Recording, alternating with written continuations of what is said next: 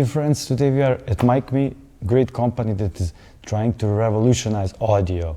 And everything about it we will hear from Philipp Sonnleitner, CEO. Philipp, how are you? Nice to meet you. Thanks a lot for the invitation. Yeah, I'm quite well. Great. I'm happy to be nice here. Nice to hear that. Please tell us what great products are you making here?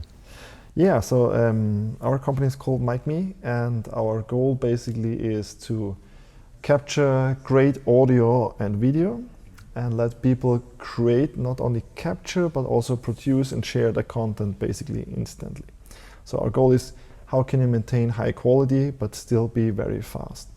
Because until now it's easy to get great quality with a lot of equipment, knowledge, if you have a lot of time. But in the time of Instagram, where you want to post a story quite fast, normally the quality, especially for audio, is like, people don't spend too much attention, or it's quite hard to maintain audio quality because the camera of your smartphone is quite nice, but what's with audio? Yeah, exactly. So that's a big thing for us, and that's actually the goal we want to achieve.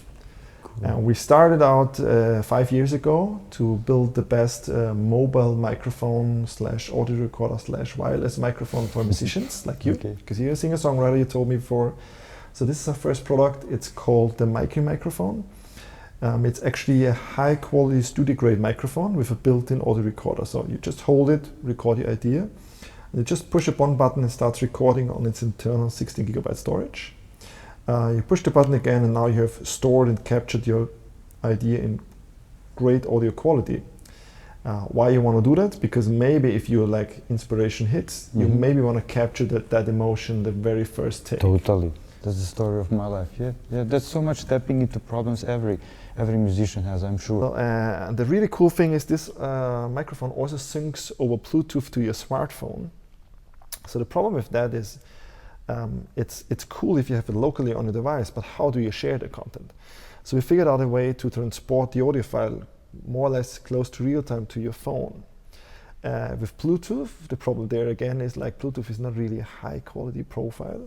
So you lose a lot of your great audio quality if you remember how headphones sound. You can listen to music quite well, but if you use the microphone, it's not good quality.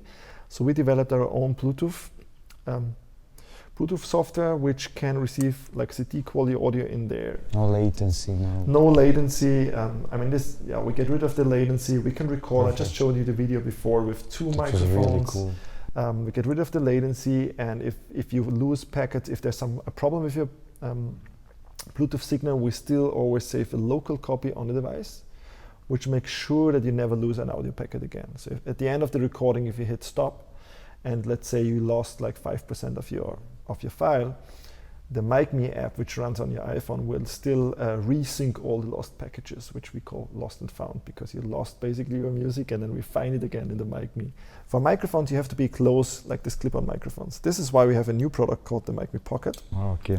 So it's that one. So we're both recording on a MIKME Pocket now, which is very similar from a concept point of view, but you can connect external microphones, dynamic microphones, clip-on microphones, stuff like that. And just hit the button and start recording. It also works with your smartphone. Also one button. Also one button. And it also works quite neatly with your smartphone. So if you make an Instagram story, let's say we would film this with an iPhone. So both microphones would sync with the iPhone. So you get basically professional broadcast quality audio. Sync it with the smartphone app, so with our MIKME app. And then you could cut it a bit, trim it a bit, adjust the volumes a bit, and then go on an Instagram story. Tell me something about design, because you won award also for this one, huh? Yeah, I'm quite designy person. I don't know if I'm really off track, but it reminds me of server, on big, small version of a lot of people ask, what do you think? So people are passing by at roadshows and say oh, and ask, what is it? And I said, what do you think it is? It's a speaker. So for design, a good friend of mine, Manuel, did design, industrial design, and I asked him for just two things that if you place, so first a nice design, but more importantly, you need to place a microphone on the table. And for people who don't know about studio microphones, maybe they say, I'm sure you can place on the table, Okay. Actually, 99% of the microphones you cannot place on the table. You maybe need a stand or just some weird tripods. Because they all have the cable at the bottom side, where basically nobody knows why that is. So you can place it on a table without anything attached to it. It's a good And point. the second thing, yeah, I actually Why never would it? thought about it at AQG. The second thing was if you place it next to like 15 other microphones, there should be no question to which microphone you look. So we did like actually, we saw some old microphones from the 50s, like the Elvis microphone from Shure, where it has a different shape, but it has this nice grill. So we thought, okay, that might be nice and make it look very different, to have a big differentiator. So it's not like a handheld microphone, it's not like a studio microphone. Totally different. So people like the design a lot, so it takes attention. It looks different. Do you already use influencers, or is something that you find just interesting? very little. I mean, we already started working with some More influencers. B2B maybe strategy. No, you can tell me. Yeah. What's So next for you? We worked with some influencers, but we didn't spend. So until now, we spend, I guess, 90% or 80% of our money and our resources into the product. So we shift a little bit our resources towards marketing and sales to ramp up bigger or put more efforts and focus into marketing and sales, especially as this video product seems to resonate quite well with video makers. Okay.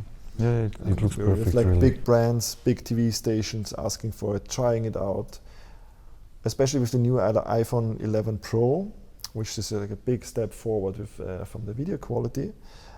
It seems like some TV stations, quite big ones actually, see, okay, so now the video quality is already quite good could do like broadcasting content with the iPhone, like smaller content. But how, if we put it on a gimbal, how do we make the audio? Because on How the to gimbal, match the it problem with is you good cannot audio. use any cables, because if you use cables, then the gimbal is getting out of balance. So you have to have like a wireless solution. There's basically no wireless solution without a receiver. So the cool thing, maybe I've not mentioned this, you only need those two things. Like this is transmitter recorder, and we directly put the content on your phone. There's nothing you have to attach to it. Perfect. What's next for MIKME, like near future? So the next, I guess, year, 1.5 years, we try to focus on that video use case, because everyone knows like video is pushing hard, social content, short form content. If you think about Insta stories, or if you think about newer platforms like TikTok, it's basically not any longer like I'd say a lot of people focus like on just like one scene videos, which is typically story content on Insta. If you think about long form content, like 15 different scenes, I guess that's still produced like with cameras in Final Cut Pro with a lot of post-production. But if you think just producing on your phone, there actually MIKME could help a lot, especially with our new product, the MIKME Pocket. So we're focusing on that use case and try to improve the software, the workflow, and make it even easier for users to put out more content in shorter time and still maintain a quite decent and quite good quality. Okay, Philip. So I guess we could wrap it up. We talked a lot, we said everything. Do you want to emphasize something else? Yeah, like in stories, your narrative, the story you want to tell is important. A lot of that story is you speaking. We try to help people being heard, that they can tell their story, and that people understand what the message they want to tell. And that's basically the big vision and goal. We're working in that space. So guys, if you ever want to accompany your video content with great audio, MIKME is the company to go.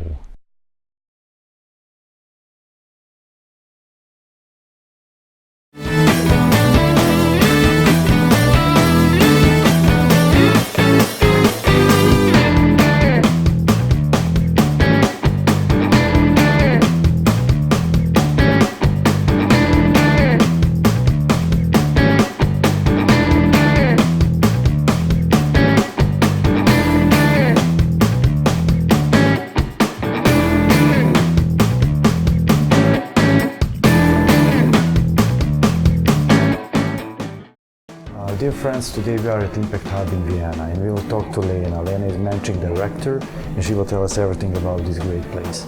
So follow me.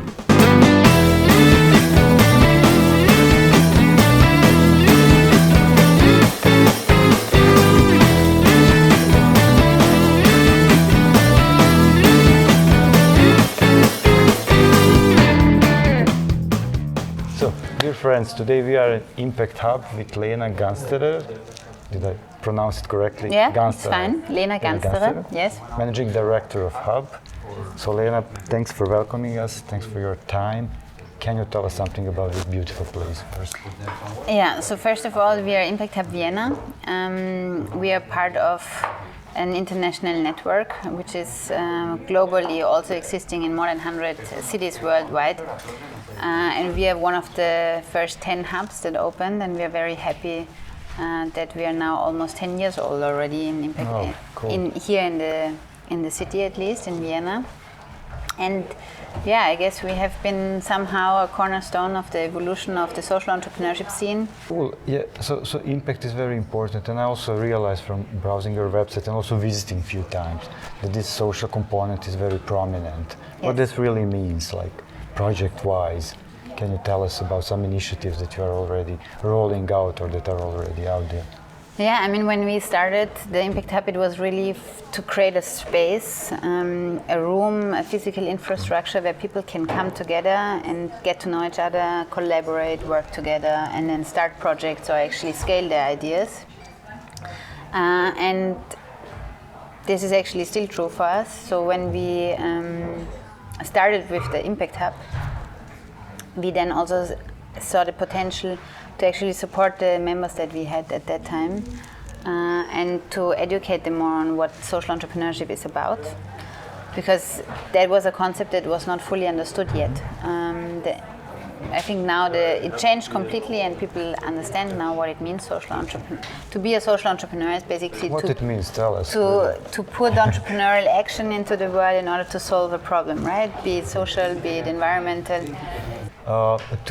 Two things kind of came to my mind. One is this, of course, sustainability, and second is human-centered design. I guess you are. Yes, we are familiar with this. Yeah, and you are maybe even utilizing process. Yeah, partly, of course. I mean, in the accelerator programs that we run, we support our entrepreneurs from the ideation phase to actually really running a business. Okay. Or if they already come here with an idea and a team and so on, they have running operations, then we support them to scale with whatever tools are necessary. Some need support in the ideation and in the creative design of a product or a service. So then human-centered design methodologies, design thinking, for example, are a very useful tool, and we would apply that. But if it's about finding my investor, we talk about financial plans and what type of investments they need. So you need money-centered design. Yeah, I guess so, yeah. Yeah, sure. Yeah, you need to have a smart design of your financial plan at least. Yeah.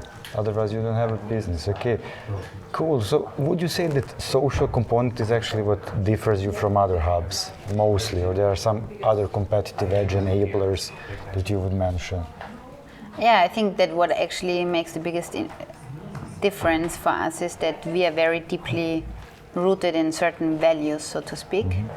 All our activities are also happening because we want to achieve a certain mission or vision. At the end, we want to actually support people and enable people, inspire people to take action for a better world. That's what it is all about, and that drives every day's strategies, so to speak, right? What type of support programs do we offer? With whom do we partner? What are the members that we attract? And so because of these principles and because of the fact that we are so deeply based on values, I think the community that we have and that anyone can find in IMPACT HUB is truly special. People support each other, they trust each other, people are courageous enough to ask also for support, they collaborate on different projects, and it just supports them in their everyday business. Sometimes they fail, they dust off, and they continue, I guess. Yeah, or maybe they become a member and maybe they start something and they're successful, or if they're not, sometimes actually happens that they still stay part of the community and they support someone else because they're still good at something, right? Maybe the business idea was not the best yet, but the potential of a person who actually started a business is usually tremendous because they have to have a lot of courage and ambition and all sorts of values or attributes that you really need. When you talk about partnerships, how would you place like government NGOs and corporations in the whole process, or in the Impact Hub game, so to say? Yeah, all of them are relevant. Obviously, I mean, when we look at a social entrepreneur, he's only as able as the service that he provides, so to speak, the team that he runs his business with, etc. But especially also what supporters he has in the different other stakeholder groups. If it's about social change, eventually you maybe need also to change policy, for example. So you need to actually work with the policymakers and understand what it would help them. Did you manage to do that, to push some policy forward, to change some? Did we manage to do that? It's a tricky regulations. thing. Regulations, not so much. I think we are a very regulated country, and for sometimes the best, mindset, sometimes the worst. Really, that's different depending on what you look at. But yes, we are actually we are working together with other stakeholders in the field to at least bring a certain level of attention to what the social entrepreneurs in Austria need. And we are lucky enough to work with different partners in the Austrian ecosystem, for example, also with the funding agencies, AWS, FFG, or Vienna Business Agency in the case of Vienna, where all of them now issued social business calls, funding calls only meant for social businesses, and I think that we at least inspired them partly. Yeah, sure. It's certainly future business, I guess, and so you're on the right track. You're already pioneering the whole movement before it became a cool thing. So that's good. That's good. Are there some projects that you would like to mention that also Impact Hub gave birth to or impacted, like the app you mentioned, maybe you're particularly proud of?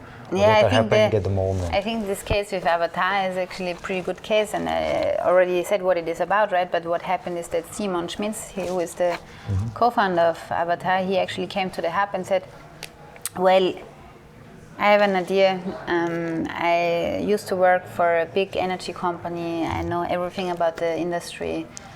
There I can't make it happen apparently, and I would really like to give birth to this idea. So what can I do? And then he came to us. We supported him through a program that we ran at that time for people that are exactly in that stage of having that idea but not yet having a team, not yet having the clear business plan outlined. And so he actually became a member. He got supported. He found his co-founder through the network, and now they are together. And they built a business, but they also made a big based from Vienna, and they're still members. They actually sit in the first floor. They have 2 team offices there now. And so last year what happened is that they could actually manage a big partnership with Fronius International, which is a big corporation that supports them now to scale to Germany and to Switzerland. Do you have any message for the end, for our broad audience? Come again to the Impact Hub, enjoy the vibe, get inspired, and start something meaningful. We will. Great. Thanks, Lena. Thanks. You're This welcome. was great. Thank you.